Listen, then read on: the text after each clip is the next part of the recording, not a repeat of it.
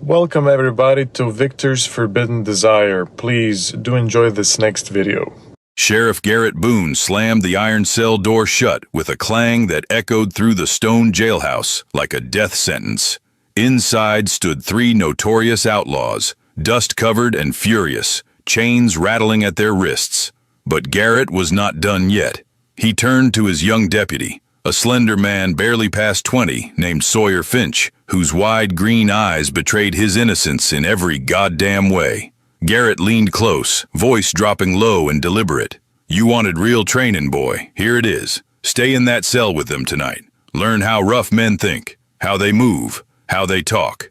Then he locked the door with all four of them inside. The outlaws grinned slow and wicked. Sawyer's breath caught in his throat. If you want to hear uncensored, too hot for YouTube stories, check out my Patreon in the description. Tell us where you are watching from and subscribe. The town of Red Gulch had seen its share of violence. Shootouts at high noon, lynchings by lantern light, bodies dragged through dust behind spooked horses. But nothing compared to the chaos that unfolded when the Harlan brothers rode into town 3 days before everything changed. Garrett Boone had been sheriff for 6 years, a man carved from stone and silence, his jaw perpetually clenched like he was grinding down memories too bitter to swallow. He wore his badge the way other men wore scars, a reminder of duty that never slept.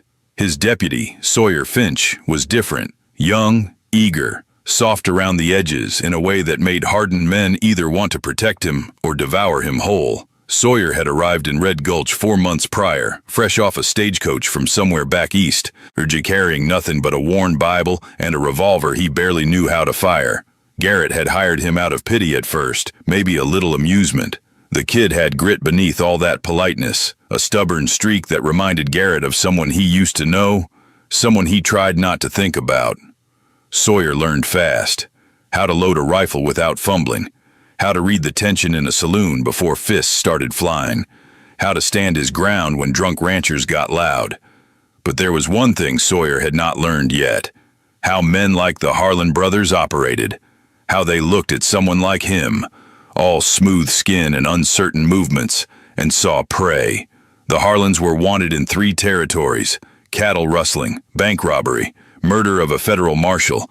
Garrett had been tracking them for weeks, following cold trails and whispered rumors through dusty towns until finally they made a mistake. They stayed too long in Red Gulch, got comfortable in the saloon, drank too much whiskey, talked too loud. Garrett moved fast. He cornered them in the alley behind the general store just as the sun bled orange across the sky. There were 3 of them. Colt Harlan, the eldest, tall and broad with a scar splitting his left eyebrow. His eyes were the color of winter ice, sharp and calculating. Then came Rhett, the middle brother, leaner but meaner, with a crooked smile that promised nothing good. And finally Wade, the youngest, barely older than Sawyer but twice as dangerous, all coiled muscle and reckless energy. Garrett had his shotgun leveled before they could draw. "Hands up, all 3 of you, now." Colt raised his hands slowly, that icy gaze never leaving Garrett's face. "You are making a mistake, Sheriff. We got friends, powerful friends." Garrett spat in the dirt. "Your friends are not here. Move." He marched them through the back streets, avoiding the main road where curious eyes might complicate things. Sawyer met them at the jailhouse door, eyes going wide when he saw the prisoners. He stepped aside quickly, fumbling with the keys. Inside, the jailhouse was small. 2 cells, a desk cluttered with wanted posters, a potbelly stove that barely kept the cold at bay. Garrett shoved the Harlans into the larger cell, locking it with a heavy iron key. They stood inside, watching him with expressions that ranged from fury to amusement. Sawyer hovered near the desk, hands twitching like he did not know what to do with them. "Good work tonight," the young deputy said quietly. Garrett grunted. "It is not over. These 3 are slippery. We keep watch until the marshal arrives tomorrow." Sawyer nodded, but Garrett saw the uncertainty in his eyes. The kid had never dealt with men this dangerous, never been locked in close quarters with outlaws who had nothing to lose. An idea formed in Garrett's mind, dangerous and reckless, but maybe necessary. Sawyer needed to understand the darkness that lived in men like the Harlans, needed to see it up close so he would not hesitate when it mattered. Garrett walked over to Sawyer, lowering his voice so the prisoners could not hear. "You have been asking me for real training." Sawyer straightened. "Yes, sir. I want to learn." Garrett glanced at the cell where the Harlans watched with predatory patience. "Then tonight you learn. You are going to spend the night in that cell with them." Sawyer's face went pale. "Sheriff, I do not understand." "You will." Garrett's tone left no room for argument.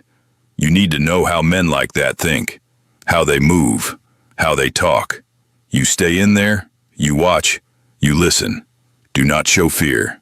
Do not show weakness." Sawyer swallowed hard, his throat working visibly. "And if they try something, then you handle it." Garrett's eyes were flat, unreadable. "You are armed. You are a deputy. You figure it out." The young man looked toward the cell. The Harlans had gone quiet, all three of them watching this exchange with growing interest. Colt's mouth curved into something that might have been a smile if it held any warmth. Sawyer's hand drifted to the revolver at his hip, fingers brushing the grip like a talisman. "All right," he said, a voice steadier than Garrett expected. "I will do it." Garrett unlocked the cell door. The metallic scrape echoed through the small jailhouse. The Harlans stepped back, giving Sawyer room to enter. The deputy walked in slowly, chin lifted in a show of confidence that did not quite reach his eyes. Garrett swung the door shut. The lock clicked into place with brutal finality. 4 men in a cell built for 2. The air immediately felt thicker, charged with tension that crackled like heat lightning before a storm. Garrett pulled a chair up to his desk, positioning it so he had a clear view of the cell. He lit a cigarette, the match flare briefly illuminating his weathered face. "You boys behave yourselves," he said flatly. "That deputy is off limits." Colt leaned against the bars, arms crossed. "Off limits, is that what you think?" Garrett met his gaze without blinking. "That is what I know. Try anything, and I will make sure you do not live to see the marshal." Wade laughed, a sound like gravel in a tin can. Big talk for one man. Garrett did not respond. He simply sat there, cigarette smoke curling around his face, shotgun within easy reach. Inside the cell, Sawyer pressed his back against the far wall, as much distance as the cramped space allowed. The Harlans gave him room at first, settling onto the narrow benches that served as bunks, but their eyes never left him. Minutes stretched into an hour. The silence grew heavy, oppressive. Sawyer tried to keep his breathing even, tried to remember everything Garrett had taught him about staying calm under pressure. Then Rhett spoke, his voice a lazy drawl. "You are a pretty thing, are not you?" Sawyer's jaw tightened. "I am a deputy. That is all you need to know," Wade snorted. "A deputy? Hell, you look like you should be teaching school or playing piano in some fancy parlor." Sawyer forced himself to meet Wade's eyes. "Looks can be deceiving, can they?" Colt pushed off the bars, taking a step closer. Sawyer's hand moved to his revolver, but he did not draw. Not yet. Colt stopped just out of arm's reach, studying Sawyer like he was a puzzle to solve. "You ever shot a man, boy?" Sawyer hesitated, then shook his head. "No." Colt's smile was cold. "I have. 12 of them. You know what they all had in common." Sawyer did not answer. They hesitated, just like you are hesitating right now. The deputy's fingers tightened on the grip of his gun. "I am not hesitating. I am waiting. For what? For you to give me a reason." The cell fell quiet again. Outside, a dog barked in the distance. The wind rattled the shutters. Garrett sat motionless at his desk, watching through the bars with the intensity of a hawk watching mice. Rhett stood up, stretching his arms above his head. The movement made his shirt ride up, exposing a strip of tanned stomach marked with old scars. "You know what I think?" he said conversationally. "I think the sheriff threw you in here as some kind of test." Sawyer's eyes flicked to Garrett, then back to Rhett. "Maybe?" Wade joined his brother, the two of them flanking Sawyer while Colt remained in front. 3 points of a triangle, closing in slowly. "So the question is," Wade said, his voice dropping lower, "what exactly are you supposed to learn?" Sawyer pulled his revolver, holding it steady despite the tremor in his hand. "Stay back." All 3 Harlans froze. Then Colt laughed. A genuine sound of surprise. "There it is. There is that fire. He's right, you know. Rhett added, nodding toward Garrett. You do need to learn, and we are excellent teachers. Sawyer cocked the hammer. I will shoot. Will you? Colt murmured. Will you really? Because that would be murder, boy. We are unarmed. We are locked up. You pull that trigger, and you are no better than us. The words hit harder than Sawyer expected. His hand wavered just slightly. Colt saw it and smiled. See? You are not ready. Not for this life. Not for what it takes. Garrett's voice cut through the tension like a blade. Sawyer. The deputy turned his head slightly, not taking his eyes off the outlaws. Yes, sir. Do not let them get in your head. They are playing you. Sawyer swallowed hard. I know. Then prove it. Show them you are not afraid. Sawyer straightened, now lowering the gun, but keeping it ready. I am not afraid of you. Wade stepped closer, close enough that Sawyer could smell the sweat and leather on him. Not afraid? Then why are you shaking? I am not. You are. Wade's hand shot out, grabbing Sawyer's wrist. Not hard enough to hurt, but firm enough to feel the tremor running through the deputy's arm. See? Right there. Sawyer jerked his arm back, stumbling against the wall. The Harlans closed in, not threatening exactly, but pressing, testing boundaries. Colt reached out slowly, fingers brushing along Sawyer's collar. The deputy flinched but did not pull away. Soft, Colt murmured. Everything about you is soft. Never done a hard day's work in your life, have you? Sawyer forced himself to hold still. You do not know anything about me. No, but I know your type. All manners and morals until someone pushes hard enough. Then you fold. I will not fold. Rhett leaned in from the other side, his breath warm against Sawyer's ear. Everyone folds eventually, boy. It is just a matter of finding the right pressure. Sawyer's heart hammered against his ribs. He could feel the heat coming off their bodies, could smell tobacco and whiskey and something darker underneath. His training screamed at him to fight, to shoot, to run. But Garrett's words echoed in his mind. Do not show fear. Do not show weakness. So Sawyer did something none of them expected. He laughed. It came out shaky at first, then stronger. All three Harlans pulled back slightly, confused. What is so funny? Wade demanded. Sawyer met each of their eyes in turn. You are. You think you are the first men to try to intimidate me, to push me around, to see if I will break. The outlaws exchanged glances. Colt's expression shifted. Curiosity replacing contempt. Go on. Before I came here, Sawyer continued, voice gaining strength, I survived things you cannot imagine. I watched my father drink himself to death, watched my mother waste away from grief. I have been beaten, starved, left for dead in an alley because I did not have money for rent. So you three standing here trying to scare me with words and looks, that is nothing.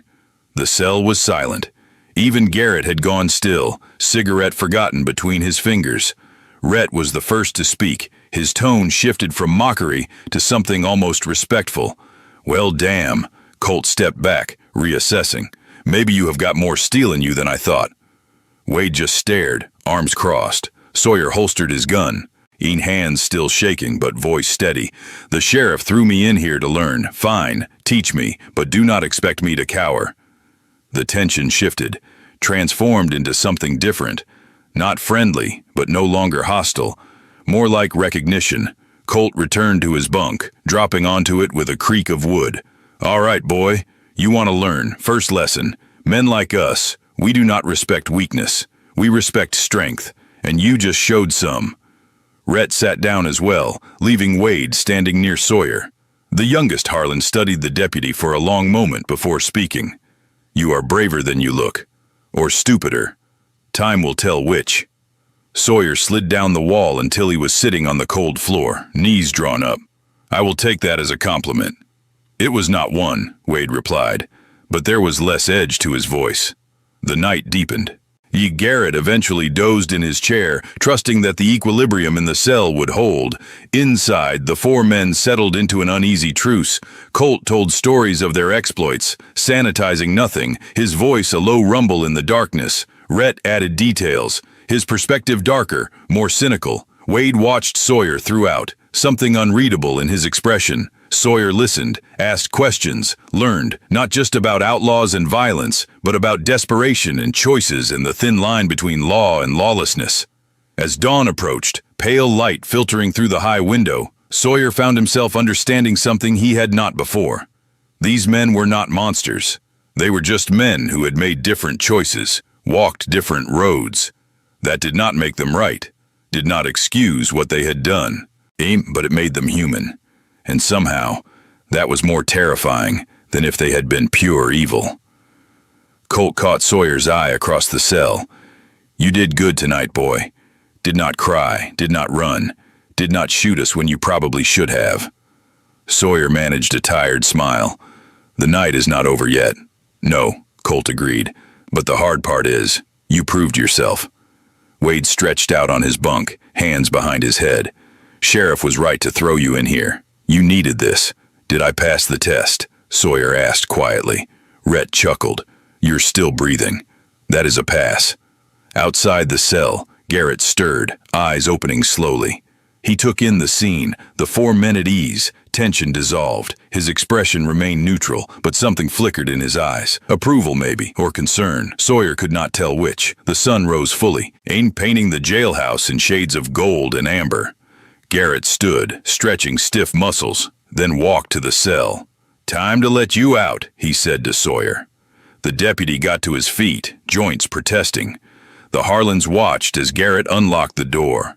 Sawyer stepped through, and the sheriff locked it again behind him. "You learn anything?" Garrett asked. Sawyer nodded slowly. "More than I expected." "Good." Garrett's hand landed briefly on Sawyer's shoulder, a rare gesture of approval. "Now get some rest. We still have work to do." As Sawyer walked toward the back room where a cot waited, he heard Colt's voice drift through the bars. "Hey, deputy." Sawyer turned. Colt was gripping the bars, his ice blue eyes serious. "You ever need anything, you let us know. We owe you for not shooting us when you could have." Sawyer did not know what to say to that, so he just nodded and continued on. But as he collapsed onto the cot, exhaustion crashing over him, he realized something had changed. He was not the same man who had entered that cell last night. The Harlans had taught him, just like Garrett intended, but not in the way anyone expected. They had shown him that strength came in many forms, that respect had to be earned, not demanded, that the line between good and evil was often drawn in shades of gray rather than stark black and white. And as sleep claimed him, Sawyer dreamed not of violence or fear, but of 3 outlaws who had looked at him and seen not prey, but potential. When he woke hours later, the jailhouse was quiet. Garrett sat at his desk, paperwork spread before him. The Harlans were still locked up, talking quietly among themselves. Sawyer rose, splashed water on his face from the basin, then joined Garrett. The sheriff looked up. "Feeling all right?" Sawyer considered the question. "Yeah, I think I am." Garrett grunted, returning his attention to the papers. "The marshal will be here by noon. Then we hand them over and this whole mess is done." "Is it?" Sawyer asked. Garrett's pen stilled. "What do you mean?" Sawyer glanced toward the cell. "I just wonder if handing them over is really the end of anything. They are wanted men, Sawyer. Criminals. They go to trial, probably hang. That is how this works." "I know." Sawyer sat down across from Garrett. "But after last night, I keep thinking about the choices that led them here, the things that made them who they are." Garrett set down his pen, fixing Sawyer with a hard stare. "You're not going soft on me, are you?" "No, sir. I am just understanding that the world is not as simple as I thought. That is a dangerous realization," Garrett said quietly. "Makes it harder to pull the trigger when you need to." Sawyer met his eyes. "Maybe, or maybe it makes me a better deputy, understanding what I am up against." The sheriff was silent for a long moment. Then he nodded slowly. "Maybe you're right." The morning passed slowly.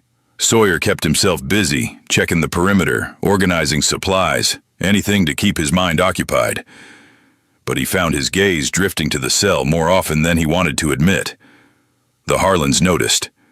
Wade in particular seemed to watch him with an intensity that made Sawyer's skin prickle. Not threatening. Something else. Something complicated. Around 11, the sound of horses approached. Garrett stood, hand moving to his gun. Sawyer did the same, but it was just a rancher bringing news of a dispute over water rights, nothing that required immediate attention. Garrett sent him away with promises to look into it later. As noon approached, tension built in the jailhouse. The Harlans grew quiet, faces hard. They knew what was coming. The marshal would take them to the territorial prison, then to trial. Their fates were sealed. Sawyer found himself feeling something unexpected. Not sympathy exactly, but a kind of recognition. These men had made their choices, but those choices had been shaped by circumstances beyond their control.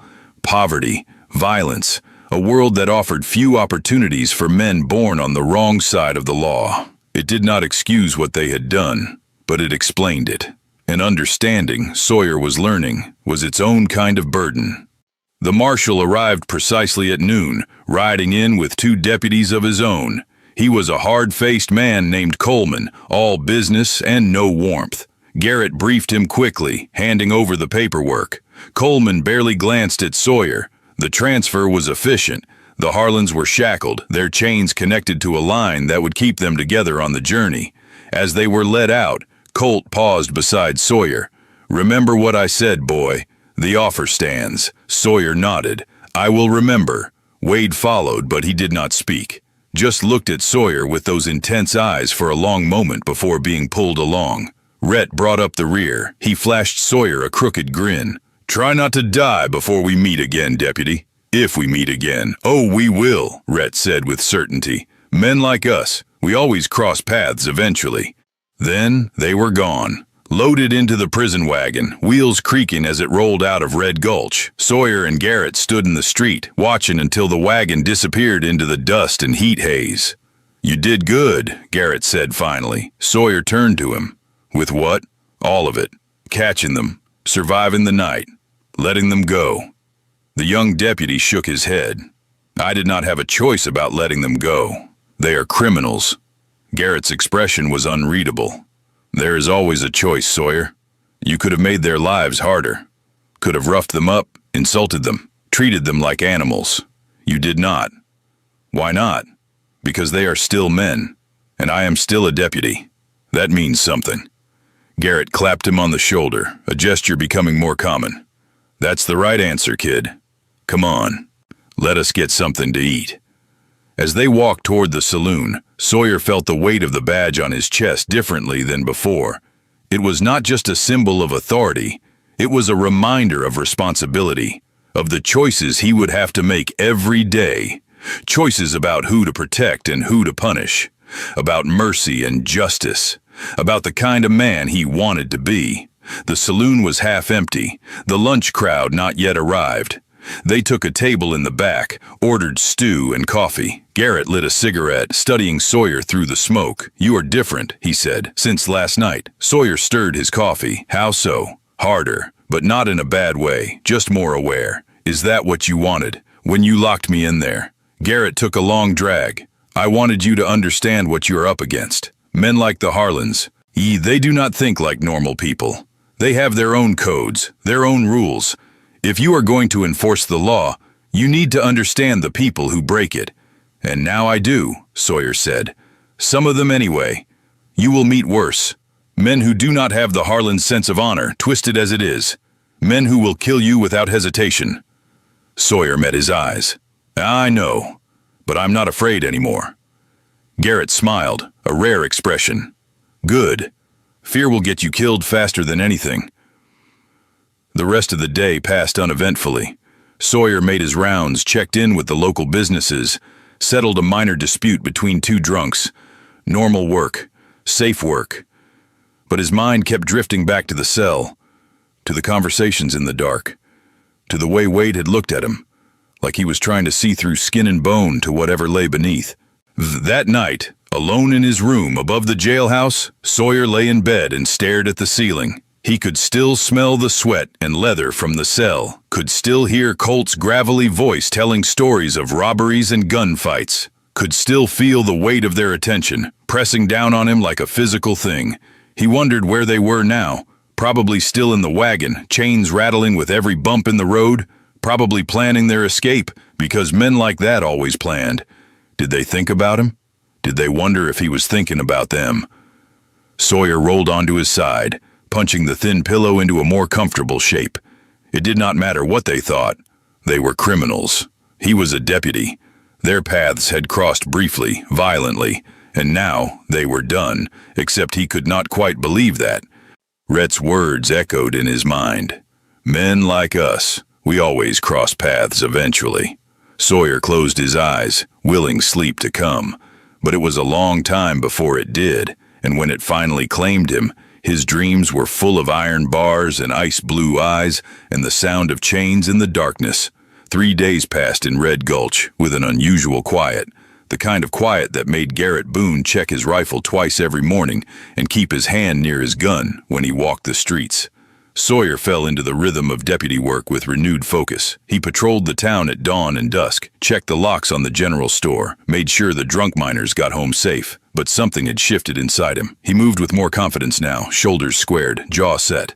The townspeople noticed. Ye old Martha at the boarding house commented that he looked more like a real lawman now. The blacksmith's son stopped making jokes about the baby-faced deputy. Even the saloon girls treated him with a touch more respect when he came through to break up fights. Garrett watched these changes with approval, though he said nothing. Words were not his way, but sometimes late at night when they sat together in the jailhouse, he would nod at Sawyer in a way that spoke volumes. On the 4th day, a stranger rode into town. Tall, lean, dressed in black from hat to boots. He tied his horse outside the saloon and disappeared inside without a word to anyone. Sawyer was making his rounds when he spotted the newcomer's horse, a magnificent black stallion with silver tack that probably cost more than most men made in a year. Something about it set his teeth on edge. He found Garrett at the general store, discussing shipment schedules with the owner. "Sheriff," Sawyer said quietly, "we have got company." Garrett excused himself and followed Sawyer outside. They stood on the boardwalk, looking across the dusty street at the saloon. "Describe him," Garrett said. Sawyer closed his eyes, recalling details. 6 feet tall, maybe more. Thin, but not weak. Black clothing, expensive. Gun belt worn low on his right hip, tied down. Professional? Garrett's jaw tightened. "You get a look at his face." "No, sir." He went straight inside. They watched the saloon for a few minutes. Piano music drifted out, along with laughter and the clink of glasses. Nothing seemed amiss. "Could be nothing," Sawyer offered. Garrett shook his head. "Men who dress like that and tie down their guns, they are never nothing. Come on." They crossed the street together, boots kicking up small clouds of dust. The saloon fell quiet when they entered, conversations dying mid-sentence. The stranger sat alone at a corner table, a bottle of whiskey and a single glass before him. He looked up as they approached, and Sawyer felt his breath catch. The man was younger than he had expected, maybe 30 at most. His face was sharp and angular, with high cheekbones and a straight nose. But it was his eyes that stopped Sawyer cold. They were gray, the color of storm clouds, and they held the kind of emptiness that came from seeing too much death. "Afternoon, Sheriff," the stranger said. His voice was cultured, educated, not what Sawyer expected from a gunfighter. "Afternoon," Garrett replied evenly. "Do not believe we have met." The stranger smiled, but it did not reach his eyes.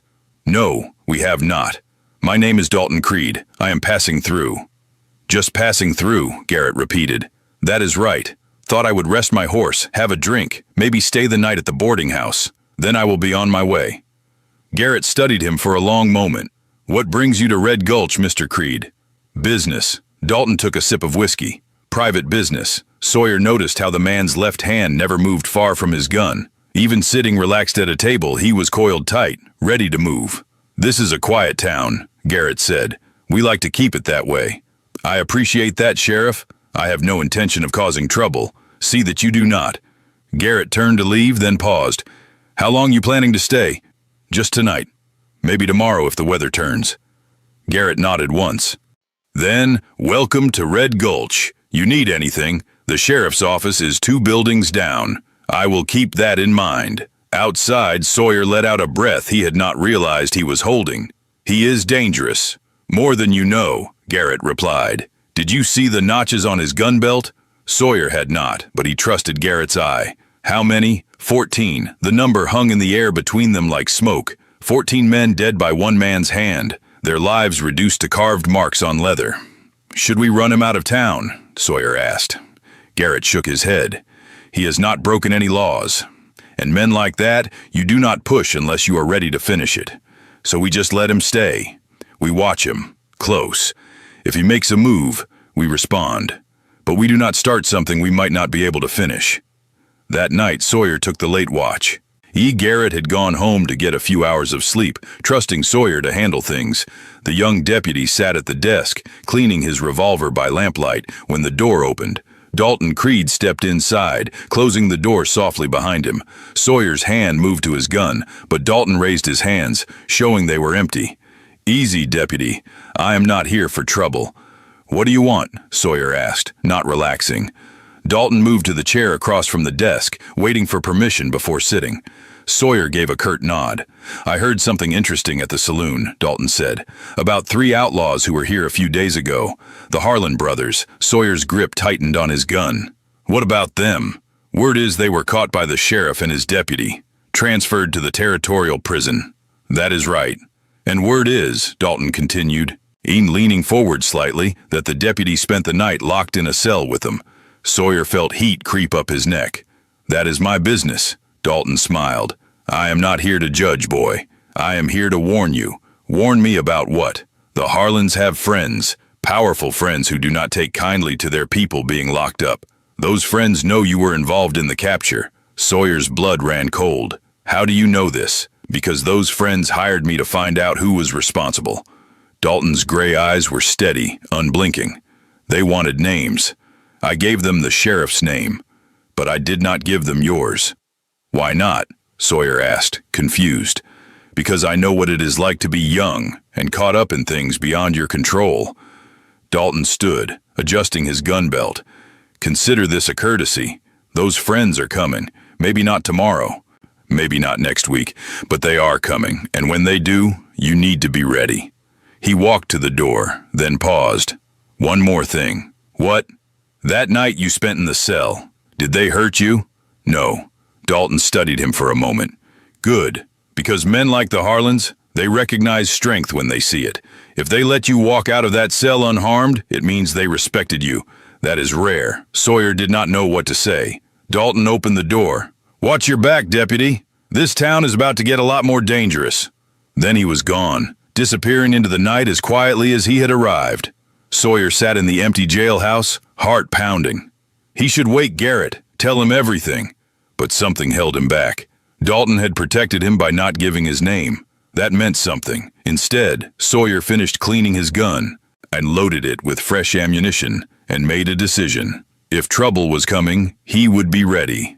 Not as the scared kid who had first arrived in Red Gulch, but as the man he had become. The man who had spent a night with 3 of the most dangerous outlaws in the territory and walked out alive. The man who had earned the respect of killers and kept his own code intact. Morning came too soon. Garrett arrived to find Sawyer still at the desk, eyes red from lack of sleep. "You stay up all night?" the sheriff asked. "Could not sleep," Sawyer lied. Garrett poured 2 cups of coffee, handing one to Sawyer. "That stranger leave town?" Sawyer nodded. "Saw him ride out just before dawn." "Good. One less thing to worry about." But Sawyer knew better. Dalton Creed leaving was not the end of anything. It was just the beginning. And somewhere out there, the Harlan brothers sat in a prison cell, their friends planning revenge. The question was not if violence would come to Red Gulch. The question was when, and whether Sawyer would be strong enough to survive it. 2 weeks after Dalton Creed rode out of Red Gulch, the first sign of trouble arrived with the dust storm. It blew in from the east, red and angry, blotting out the sun and turning midday into twilight. Sawyer helped the shopkeepers board up their windows, his bandana pulled tight over his nose and mouth. The wind screamed through the streets, carrying sand that stung exposed skin like buckshot. By the time the storm passed, leaving drifts of red dirt against every building, 3 strangers had arrived in town. They came on foot, leading their horses, clothes caked with dust. They went straight to the saloon and did not come out. Garrett found Sawyer sweeping the boardwalk in front of the jailhouse. "We have got visitors," he said. "I saw them," Sawyer replied, leaning on his broom. "3 men. Looked rough." Garrett nodded. "I want you to check them out. Casual-like. Just see what you can learn." Sawyer set the broom aside and walked toward the saloon, aware of Garrett watching from the jailhouse steps. The saloon was dimmer than usual, the storm having coated the windows in red grime. The 3 strangers sat at a table near the back, huddled over whiskey bottles. Sawyer ordered a beer at the bar, stealing glances at them in the mirror behind the bottles. They were hard men, scarred and sun-weathered. One had a patch over his left eye. Another bore the thick neck and massive shoulders of a bare-knuckle fighter. The third was smaller, but moved with the coiled tension of a rattlesnake. As Sawyer watched, the smallest one looked up and met his eyes in the mirror. The man smiled, cold and knowing. Sawyer felt ice slide down his spine. He finished his beer quickly and left, walking with measured steps back to the jailhouse. Once inside, he let out a breath. "They know who I am." "How can you tell?" Garrett asked. "The way they looked at me, like they were expecting me." Garrett moved to the window, peering through the gap in the curtains. Then Dalton was right. "The Harlan's friends are here." "What do we do?" Sawyer asked, checking his gun. "We wait," Garrett said. "Let them make the first move. If we act first, we are in the wrong. But if they start it, then we finish it." Night fell, and the strangers did not leave the saloon. Sawyer and Garrett took turns watching, catching sleep in shifts. Around midnight, Sawyer was at the window when he saw movement. The 3 men emerged from the saloon, but instead of heading to the boarding house, they walked toward the jailhouse. Sawyer shook Garrett awake. "They are coming." Both men positioned themselves behind cover, guns drawn. The footsteps stopped outside the door. Then a voice called out, rough and mocking, "Deputy Finch, we know you are in there." Sawyer exchanged a glance with Garrett, who nodded for him to respond. "What do you want?" Sawyer called back. "Just to talk. About mutual friends of ours. The Harlan brothers. There is nothing to talk about. They broke the law. They paid for it." "Oh, but there is," the voice continued. "See those boys. They told us about you. About how you spent the night locked up with them. And about how brave you were." Sawyer's jaw tightened. "State your business or move along." "Our business is simple, Deputy. The Harlans want out of prison, and you are going to help make that happen. Like hell I will." The man laughed. "You will. Or we will burn this whole town down around you. Then we will find everyone you care about and make them suffer. Starting with that pretty school teacher you walk past every morning." The threat against innocence made Sawyer's blood boil. He started to move toward the door, but Garrett grabbed his arm, shaking his head. "That's what they want," the sheriff whispered. "They want you angry. Stupid." Sawyer forced himself to take a breath. "You have got until sunrise to leave Red Gulch," he called out. "After that you are breaking the peace, and I will arrest you." More laughter. Then the sound of retreating footsteps. But Sawyer knew they had not given up. They were just getting started. At dawn, Sawyer found the school teacher's house had been vandalized. Windows broken, obscene words painted on the walls.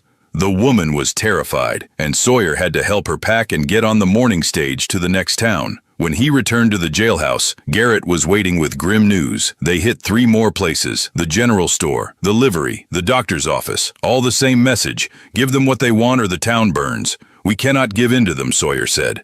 "I know," Garrett replied, "but we are 2 men against 3 killers, and they are not playing by any rules. So we even the odds." "How?" Garrett pulled out a piece of paper, writing quickly. "I am sending for help. U.S. Marshal. He will bring deputies. Should be here in 3 days. Can we hold out that long? We have to." The next 2 days were hell. The strangers escalated their campaign of terror.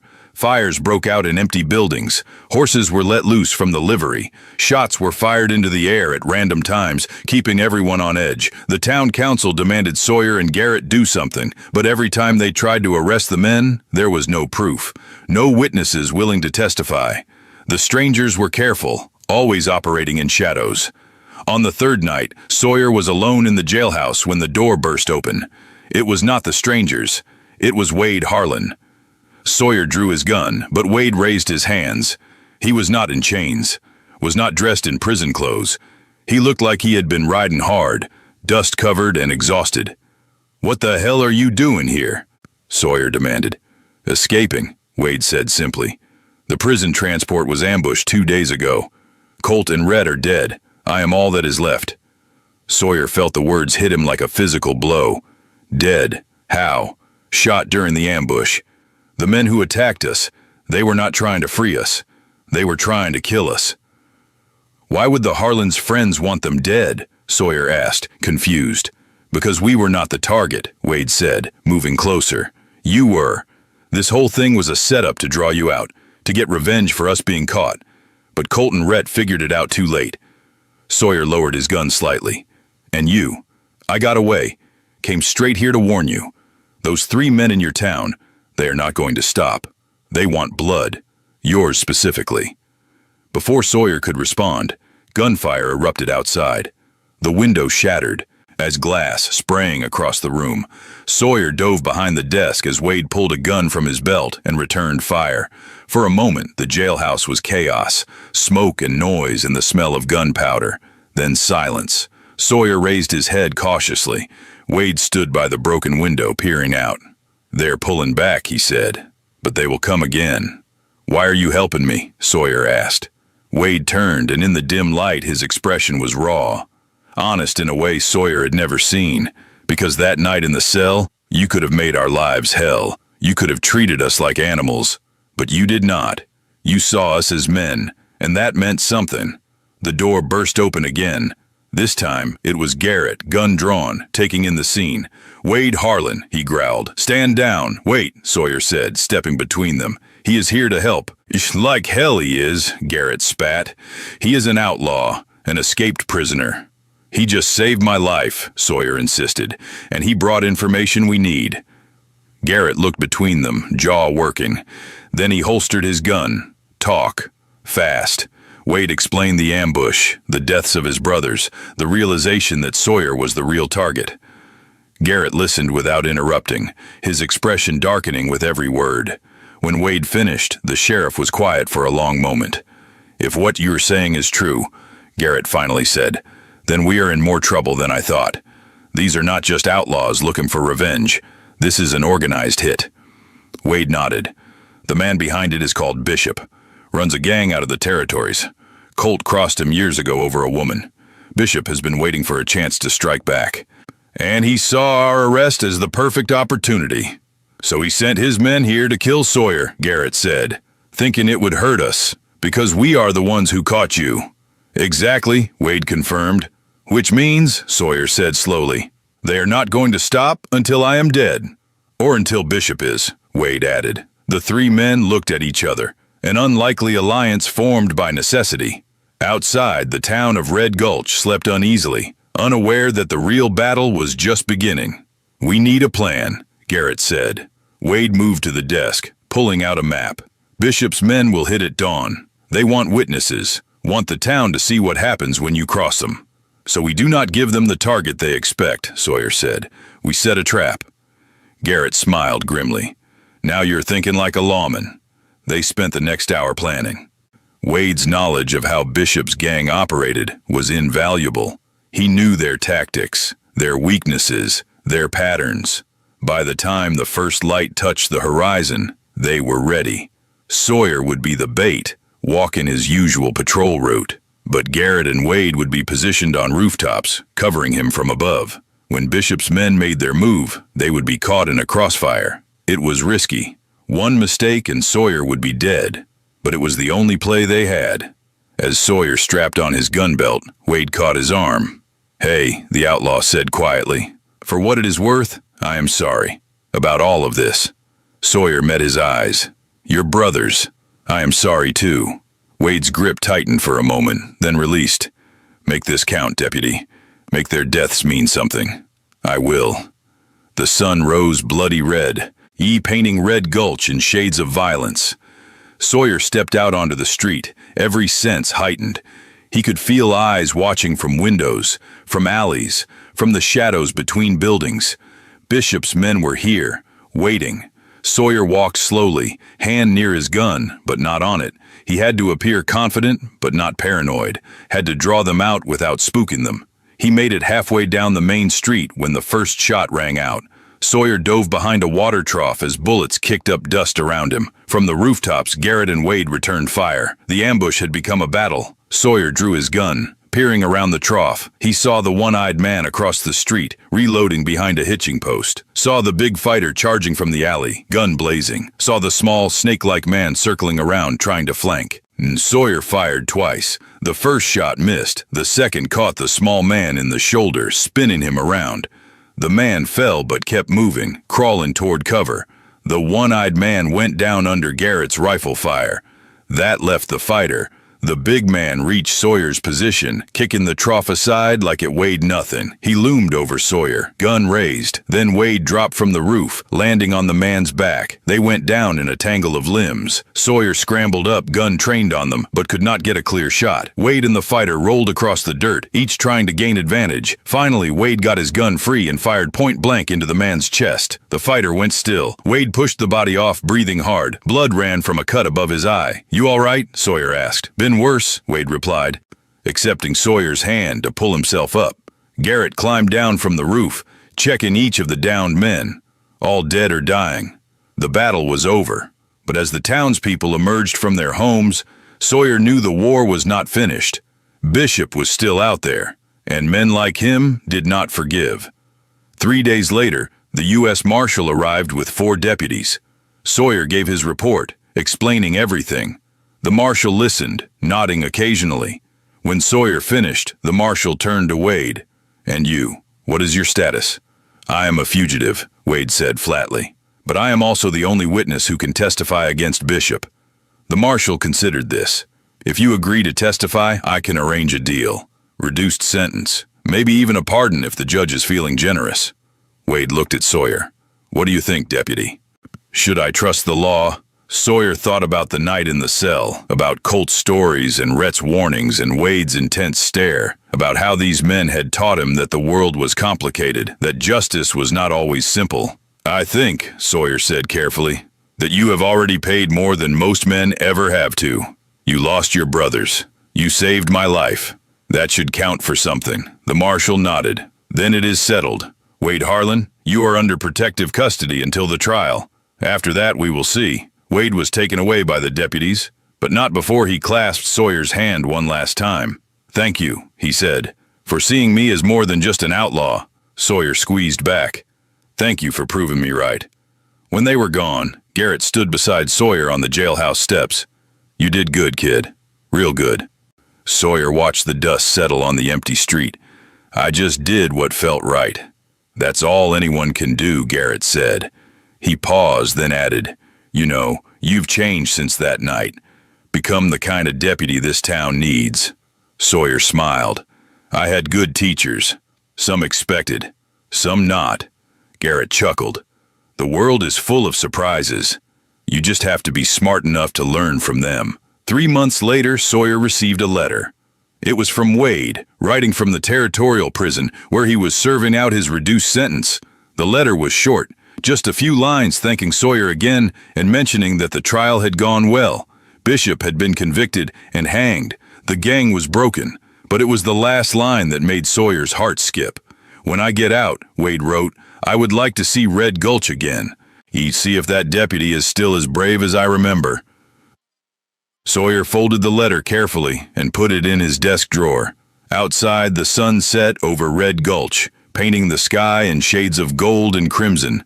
Garrett was making his evening rounds. The town was peaceful. And Sawyer sat in the jailhouse, thinking about iron bars and ice-blue eyes and the sound of chains in the darkness, thinking about how a single night could change everything, about how mercy could transform into respect, about how the line between law and outlaw was thinner than anyone wanted to admit. He thought about Wade's letter, about the promise implicit in those words, about the possibility of a future he had never imagined. Somewhere in the distance, a coyote howled. The wind picked up, carrying the scent of sage and dust. And Sawyer Finch, deputy of Red Gulch, he smiled and began writing his reply. Because some connections, forged in fire and darkness, were worth holding on to. Some lessons, learned from the most unlikely teachers, lasted a lifetime. And some promises, whispered between bars in a cell, that smelled of sweat and leather were meant to be kept. The story of the sheriff who locked his virgin deputy in a cell with 3 outlaws had become legend in Red Gulch. They told it in the saloon over whiskey. Mothers used it to teach their sons about courage, and Sawyer heard it repeated back to him with growing embellishments until he barely recognized the truth beneath the myth. But he did not correct them, because the real story, the one about fear and respect and unexpected connection, was his to keep. His to remember on long nights when the wind howled and the darkness pressed close. His to carry forward as he grew into the kind of man he had always wanted to be. Strong but not cruel, just but not rigid, brave but not reckless. The kind of man who could look at 3 dangerous outlaws and see not monsters, but men. The kind of man who could earn the respect of killers and keep his soul intact. The kind of man who could make Sheriff Garrett Boone proud. And somewhere, in a prison cell hundreds of miles away, Wade Harlan read Sawyer's reply and smiled, because some connections transcended bars and badges. Some bonds, forged in the crucible of a single night, lasted forever. And some men, separated by law and circumstance, found ways to stay connected across distance and time. The West was brutal, unforgiving, but it was also a place where men could be remade, where a single act of courage could echo through years. Where a frightened deputy could become a legend, and where 3 outlaws and 1 lawman could find, in the most unlikely of places, something that looked a lot like redemption. The end came not with violence, but with promise, not with death, but with hope. And as Sawyer sealed his letter and prepared to send it off with the morning stage, he understood something fundamental. The night in the cell had not been a test. It had been a beginning. The beginning of becoming who he was meant to be. The beginning of understanding that strength came in many forms. The beginning of a story that was far from over, because Wade Harlan would be released in 2 years. And when he came to Red Gulch, Sawyer would be waiting, not as a scared kid, not as a virgin deputy, but as a man who had faced his fears and won. A man who had learned that the most dangerous thing in the world wasn't violence or death, but refusing to see the humanity in others. A man who had been taught by outlaws and sheriffs alike that the only law that truly mattered was the one written in the heart. And that law said simply this: courage, mercy, respect. Everything else was just details. The sun set completely, leaving Red Gulch bathed in starlight. Sawyer blew out the lamp and locked the jailhouse door. Tomorrow would bring new challenges, new choices, new chances to prove himself. But tonight, he walked home through the quiet streets with his head high and his heart full, because he knew who he was, and he knew what he believed, and no outlaw, no matter how dangerous, could take that away. 6 months passed like water through cupped hands. Red Gulch settled back into its rhythm of quiet days and quieter nights. The townspeople stopped talking about the shootout. The boarding house where the schoolteacher used to live found a new tenant. Life moved forward the way it always did on the frontier, with or without permission. But Sawyer could not forget. Every time he walked past the water trough where he had taken cover, he remembered the smell of gunpowder and the sound of Wade's boots hitting the dirt as he dropped from the roof. Every time he sat at the jailhouse desk, he thought about the night in the cell, about Colt's stories, about Rhett's warnings, about Wade's eyes watching him in the firelight. Garrett noticed, but said nothing. The sheriff had his own ghosts to wrestle with. Instead, he doubled down on training Sawyer. He teaching him things that went beyond quick draws and accurate shooting. He taught him how to read a town's mood, how to sense trouble before it arrived, how to use words instead of bullets when possible, and how to use bullets without hesitation when necessary. "You are thinking about him," Garrett said one evening, as they sat on the jailhouse steps watching the sunset. Sawyer did not pretend to misunderstand. "Is it that obvious?" "Only to someone who knows what to look for." Sawyer picked at a splinter in the wooden step. "He saved my life. That's worth thinking about." Garrett lit a cigarette, the match flare bright in the gathering dusk. "He did, but that's not why you are thinking about him." Sawyer looked at his mentor, this hard man who had become something like a father to him. "What do you mean?"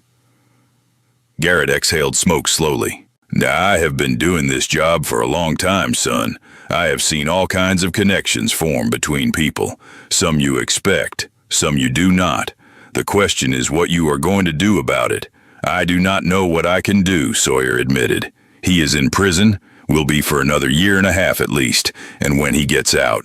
When he gets out, Sawyer said quietly, he wrote that he wants to come back here, to see me. And what do you want? Sawyer was quiet for a long moment. Finally, he said, I want to see him too, to see if what I felt that night was real or just adrenaline and fear. Garrett nodded. That is honest. I respect that. But you need to understand something. Men like Wade Harlan, they do not fit into normal life easy. He has been an outlaw since he was 15. Prison might change him. Might not. Either way, when he gets out, he will still be a wanted man in some territories. Still have enemies. Still carry that weight. I know, Sawyer said. But he also has something most outlaws do not. A chance at redemption. And I want to be part of that, if he will let me. Garrett clapped him on the shoulder. Then you write him back. You tell him the truth. And you prepare yourself for whatever comes next. That night, Sawyer sat at his small desk in the room above the jailhouse and wrote a longer letter than he intended. He told Wade about the town, about how the general store had been repainted, about how old Martha at the boarding house asked about him, remembering how polite he had been during the brief time he was locked up. He told Wade about his own growth as a deputy, about the lessons Garrett had taught him, about the drunk miner he had talked down from a fight last week without drawing his gun. And then, in the last paragraph, he wrote what he had been afraid to say. When you come back to Red Gulch, I will be here. Not as the scared kid you met in that cell, but as someone who wants to know the man you are becoming, someone who believes that people can change, someone who saw something in you that night that I have never forgotten. He sealed the letter before he could second-guess himself and sent it out with the morning stage. 3 weeks later, Wade's reply arrived. It was longer than his previous letters, written in a neat hand that surprised Sawyer. Wade wrote about prison life, but not in the way Sawyer expected. He did not complain about the conditions or the guards. Instead, he wrote about learning to read better, about the books another prisoner had shared with him, about the choices he was making to be different than he had been. He wrote about grief, too, about missing Colt and Red every day, about waking up reaching for brothers who were not there anymore, about the guilt of being the one who survived. And then he wrote about hope, the kind of hope he had never let himself feel before. Your letters, Wade wrote, they remind me that there is a world outside these walls worth fighting for. A world where a deputy can see an outlaw as a man, where second chances exist for those willing to take them. I think about that night in the cell often, about how you stood up to us when you had every reason to be afraid, about how you treated us with respect we did not deserve. And I think about the moment I saw you in that jailhouse when Bishop's men were trying to kill you, how my only thought was keeping you safe. I did not understand it then. Maybe I still do not, but I know this. When I get out, Red Gulch is the first place I am coming, and you are the first person I want to see. Sawyer read the letter 3 times, then folded it carefully and put it with the others in his desk drawer. That night, he dreamed of a future he had never imagined. One where Wade Harlan walked free down the streets of Red Gulch, where they sat together on the jailhouse steps watching the sunset, where the past did not define everything. The months continued their slow march. Winter came, bringing snow to the high country and cold winds that rattled the jailhouse windows. Sawyer celebrated his 21st birthday with a quiet dinner at the boarding house. Garrett gave him a new gun belt, tooled leather with his initials carved into the back. You have earned it, the sheriff said. Sawyer wore it every day, feeling the weight of responsibility and pride in equal measure. He handled more of the sheriff's duties now. Garrett was getting older, his joints stiff on cold mornings, his reflexes not quite as sharp. The town council started asking Sawyer questions instead of Garrett, started treating him like the future sheriff instead of just the deputy. But Sawyer kept writing to Wade, and Wade kept writing back. Their letters became a lifeline for both of them. Sawyer wrote about the loneliness of the job, about the weight of wearing a badge in a town that expected perfection, about the nights when he questioned whether he was strong enough. Wade wrote about fear, about wondering if he could survive in the normal world after so many years of running, about the nightmares where he failed to save his brothers, about the hope that kept him going when everything else felt too hard. Their words grew more honest, more vulnerable, more intimate in a way that had nothing to do with bodies and everything to do with souls recognizing each other. Spring arrived with a rush of green across the prairie. Wildflowers painted the hillsides in purple and gold. The creek that ran behind Red Gulch swelled with snowmelt, its music a constant backdrop to daily life. And Sawyer received a letter that made his heart stop. "I am being released early," Wade wrote. "Good behavior and my testimony against Bishop earned me a reduced sentence. I will be a free man in 2 weeks. I am coming to Red Gulch, if you still want me to." Sawyer sat at his desk, the letter trembling in his hands. 2 weeks, 14 days until everything changed. He did not hesitate. He wrote back immediately, "Come home." The words were simple, but they carried the weight of a year and a half of waiting, of hoping, of believing that some connections were worth the risk. When the stage pulled into Red Gulch on a warm afternoon in late April, Sawyer was waiting. He stood on the boardwalk in front of the jailhouse, heart pounding, hands sweating despite the dry heat. The stage door opened. A few townspeople emerged first. An old woman, a salesman with a heavy case, a young couple holding hands. Then Wade Harlan stepped down. And Sawyer forgot to breathe. He looked different. Older, yes, but also cleaner. His hair was cut shorter. His clothes were new, store-bought instead of trail-worn. He carried a small bag and nothing else, like a man traveling light because he had nothing left to lose or everything left to gain. Their eyes met across the dusty street. Wade's face broke into a smile, uncertain and hopeful all at once. Sawyer stepped off the boardwalk and crossed to meet him. For a moment they just stood there. Two men who had shared a cell and letters and something harder to name. Then Wade dropped his bag and pulled Sawyer into a rough embrace. The deputy stiffened for a second, aware of the townspeople watching. Then he stopped caring and hugged back, feeling Wade's heart beating against his own chest. "You came," Sawyer said, voice rough. "I promised I would," Wade replied, "and I am done breaking promises." They pulled apart slowly, neither quite ready to let go completely. Garrett emerged from the jailhouse, arms crossed, expression neutral. Wade tensed, but the sheriff just gave a slow nod. "Mr. Harlan, you are welcome in Red Gulch as long as you stay on the right side of the law." "I intend to, Sheriff." Wade's voice was steady. "I am done with that life." Garrett studied him for a long moment, then looked at Sawyer. "You vouch for him." "I do," Sawyer said without hesitation. "Then that's good enough for me." Garrett turned and went back inside, leaving them alone on the street. Wade picked up his bag. "So," he said, his voice carrying a hint of nervousness Sawyer had never heard before. "What happens now?" Sawyer smiled. "Now I show you around town, introduce you to people, help you find work if you want it. And tonight, we sit on the jailhouse steps and watch the sunset, just like I imagined." Wade's expression softened. "You imagined that. Every day for the last year and a half." They walked together through Red Gulch, side by side, their shoulders almost touching. People stared, whispered, but Sawyer did not care. This was his town, his home, and Wade was his choice. That evening, as promised, they sat on the jailhouse steps as the sky turned from blue to orange to deep purple. The first stars appeared, and somewhere in the distance, a coyote howled its lonely song. "I never thought I would get a second chance," Wade said quietly, "at anything, let alone at something like this." "Like what?" Sawyer asked, though he thought he knew. "Like having someone believe in me, like having a place to belong, like having a future that does not end with a rope or a bullet." Sawyer reached out slowly, giving Wade time to pull away. When he did not, Sawyer took his hand, their fingers intertwining. "You have all that now," he said. "If you want it." Wade squeezed back, his grip strong and sure. "I want it. I want all of it." They sat there as darkness fell completely. Two men who had found each other in the most unlikely way. An outlaw and a lawman, a prisoner and his guard. Two souls who had looked at each other across iron bars and seen not enemies, but possibilities. The road ahead would not be easy.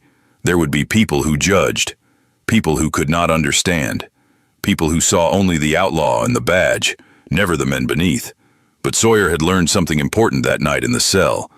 That courage meant standing firm in your truth, even when the world tried to break you.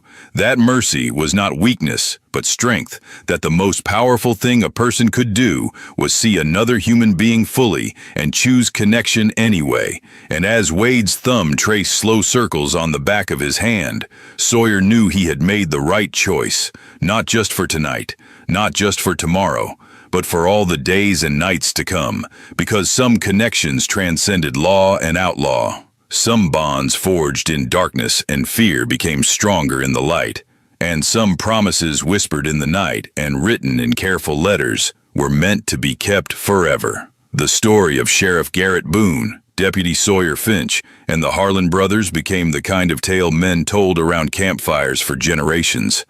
But the truth, the real truth, was simpler and more powerful than any legend. It was a story about a young man who learned that strength was not about violence. It was about standing firm in your convictions, even when everything tried to break you. It was about seeing people, really seeing them, even when they wore chains and carried guns. It was about earning respect, not through fear, but through integrity. And it was about understanding that sometimes the best teachers came from the most unexpected places, even from behind iron bars, even from men the world had labeled as monsters, even from a single night that changed everything forever. 6 months passed like water through fingers. Red Gulch settled back into its rhythm of quiet days and quieter nights. Sawyer continued his duties with a confidence that had become second nature. He broke up fights without hesitation, faced down drunk miners with steady eyes, and earned a reputation throughout the territory as a deputy worth his salt. Garrett watched his transformation with the pride of a man who had shaped raw iron into steel. They never spoke directly about that night in the cell, but it hung between them like a ghost, informing every decision, every moment of crisis. The town council even discussed making Sawyer a full sheriff when Garrett eventually retired, though the old lawman showed no signs of slowing down. But late at night, when Sawyer lay in his narrow bed above the jailhouse, he thought about Wade Harlan, about the intensity in those dark eyes, about the way Wade had fought beside him without hesitation, risking his own freedom to save Sawyer's life, about the letter that sat in his desk drawer. Read so many times the paper had worn soft at the creases. Sawyer had written back 3 times now. Simple letters at first, just updates about the town and brief acknowledgments of gratitude. But the most recent one had been different, more personal. He had written about the loneliness that came with wearing a badge, about how hard it was to connect with people who saw him only as a symbol of law rather than as a man, about how that night in the cell had been the last time he had felt truly seen. Wade's responses came irregularly, delayed by the prison's mail system and the warden's scrutiny, but each letter revealed more. Wade wrote about his brothers with a grief that bled through the careful handwriting, about how Colt had taught him to ride and Rhett had shown him how to read. About how they had turned to outlawry, not from meanness, but from desperation. 3 boys orphaned young and left to survive in a world that had no use for them. He wrote about the other prisoners, the brutal hierarchy, the violence that erupted over slights, real or imagined. And he wrote about change, about how being in that cell had forced him to think about the kind of man he wanted to be when he got out, about how Sawyer's courage that night had shown him that strength did not require cruelty. In his 4th letter, Wade wrote something that made Sawyer's breath catch. There was a man here who reminded me of you, soft-spoken but with spine like iron. The other prisoners tried to break him. I stopped them, not because I am suddenly a saint, but because I kept thinking about what you would do, about how you stood your ground that night without becoming like us. I'm not a good man, Sawyer, but maybe I could be a better one, if I had the right reason. Sawyer read that letter a dozen times, searching for hidden meaning in every word. Was Wade saying what Sawyer hoped he was saying? Or was it just the desperate rambling of a man locked away from the world? He did not know, could not know. But he wrote back anyway, his own words, careful but honest. "You were never as bad as you thought. I saw that from the start. Good men do not protect the weak. Good men do not risk everything to warn someone they barely know. You have always had it in you, Wade. You just needed to see it yourself." The weeks turned to months. Summer blazed across the prairie, baking the earth until it cracked. Autumn followed with cool winds and the smell of distant rain. Winter came hard and fast, blanketing Red Gulch in snow that turned the town into something from a painting. And through it all, the letters continued, each one revealing more, each one building a connection that defied distance and circumstance. Garrett noticed, of course. The old sheriff did not miss much. One evening, as they sat in the jailhouse playing cards, he finally spoke. "You are writing to him, not a question." Sawyer did not look up from his hand. "Yes, sir." Garrett laid down 3 queens. "Why?" Sawyer considered the question, then folded his cards. "Because he is the only person who understands what that night meant. Who knows what it is like to be seen as something you are not?" Garrett poured 2 fingers of whiskey into tin cups, sliding one across to Sawyer. "Be careful, son. Men like Wade, they are dangerous. Not just because of what they have done, but because of what they make you want to believe." "I know," Sawyer replied, "but I also know what I saw in him, what I still see." The sheriff studied him for a long moment. Then he nodded slowly. "Just remember, when he gets out, he will have choices to make. And those choices might not include staying on the right side of the law." "I will remember," Sawyer said, but in his heart, he knew that whatever choices Wade made, Sawyer would be there, not to judge, not to condemn, but to offer the same thing Wade had offered him that night in the cell, a chance to be seen as more than just a label. As winter deepened and the year turned, Sawyer received a letter that made his pulse race. The parole board had met early. Wade's sentence was being reduced for good behavior and his testimony against Bishop. He would be released in 3 weeks, not 2 years. The news should have made Sawyer happy. Instead, it terrified him. What if Wade did not come to Red Gulch? What if their connection, so strong on paper, dissolved in the harsh light of freedom? What if Sawyer had built up something in his mind that could never exist in reality?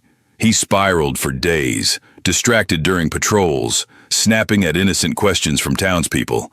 Garrett finally cornered him in the jailhouse, arms crossed.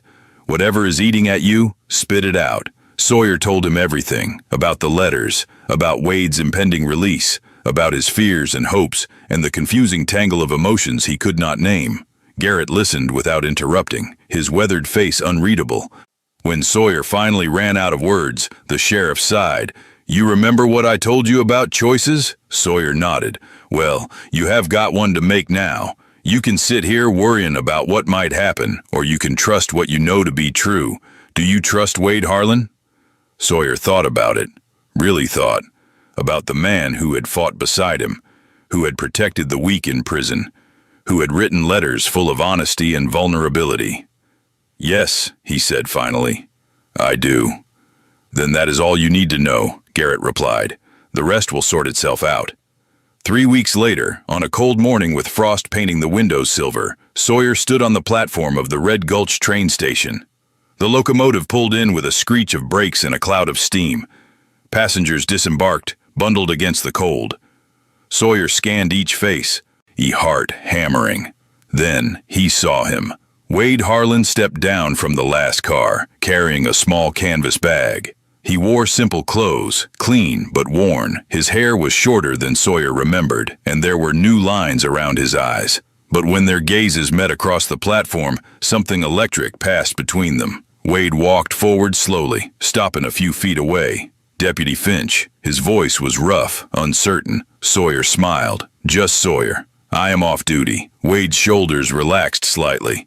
"Sawyer, then." They stood in awkward silence for a moment.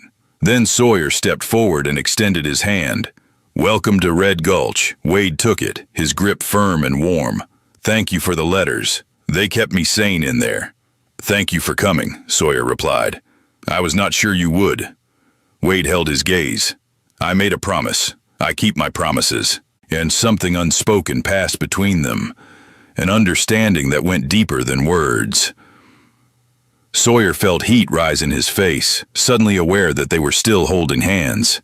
He released Wade's grip reluctantly. "I arranged a room at the boarding house," Sawyer said, "until you figure out what is next." Wade hoisted his bag. "What is next is I find work. I am done with running, done with taking what is not mine. I want to build something, be someone." Sawyer felt warmth spread through his chest. "Garrett might have work at the ranch he owns outside town. If you're interested." "I am interested in staying," Wade said quietly. "In being near someone who sees me as more than what I was." They walked through town together, Sawyer pointing out the rebuilt buildings, the new church, the expanded saloon. People stared, whispers following them like smoke. And word had spread that an outlaw was coming to Red Gulch, but Sawyer walked with his head high, daring anyone to challenge him. This was Wade Harlan, yes, but this was also the man who had saved Sawyer's life, who had testified against a murderer, who deserved a chance. Over the following weeks, Wade proved himself. He took work at Garrett's ranch, handling horses with a skill that impressed even the old sheriff. He kept his head down, worked hard, and slowly began to earn the town's grudging acceptance. And every evening, he and Sawyer would meet, sometimes at the jailhouse, sometimes walking the perimeter of town, sometimes just sitting in comfortable silence, watching the sunset paint the sky in shades of fire. They talked about everything, about Wade's childhood and Sawyer's journey west, about dreams and regrets and the weight of choices made, about what it meant to try to be better than your worst moment. And slowly, carefully, they built something neither could quite name but both recognized as precious. One night, 2 months after Wade's arrival, they sat on the jailhouse steps under a sky full of stars. Wade had been quiet all evening, tension radiating from his shoulders. Finally, he spoke. "I need to tell you something." Sawyer waited, hard in his throat. "That night in the cell," Wade continued, "when you stood up to us, when you did not break, something changed in me. I had spent my whole life thinking strength meant being the meanest, the fastest, the most dangerous. But you showed me different.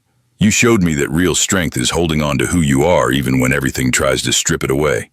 He turned to face Sawyer, his expression raw. "I have thought about you every day since then. In prison, I would close my eyes and remember the way you looked at us.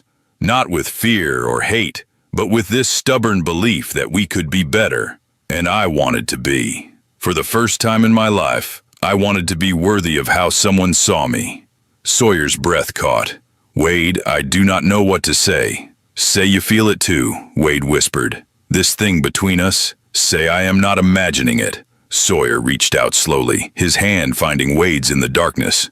"You are not imagining it. I have been afraid to name it, afraid that wanting something like this would be wrong somehow. But I cannot stop thinking about you, about what we could be if we were brave enough." Wade's fingers tightened around his. "I have been a lot of things in my life. Outlaw, killer, coward. But I have never been brave enough to want something good, to believe I could have it. Until now." They sat there, hands clasped, the weight of confession hanging between them like morning mist. Around them, Red Gulch slept, unaware that two men were rewriting the rules of what their lives could be. "I do not know how this works," Sawyer admitted. "We will figure it out," Wade replied, "together." And in that moment, with stars burning overhead and the promise of tomorrow stretching before them, Sawyer understood that the night in the cell had not been an ending or even a beginning. It had been a door opening onto a path he had never imagined walking, a path that led here, to this moment, to this man who had been shaped by violence but chose gentleness, who had known only harshness but offered tenderness, who had every reason to be bitter but chose hope instead. They sat until dawn touched the eastern sky, talking and planning and dreaming. And when the sun finally rose over Red Gulch, painting everything gold, Sawyer knew that whatever challenges lay ahead, they would face them together. Two men who had found in each other something the world said should not exist, but existed anyway, fierce and real and worth fighting for.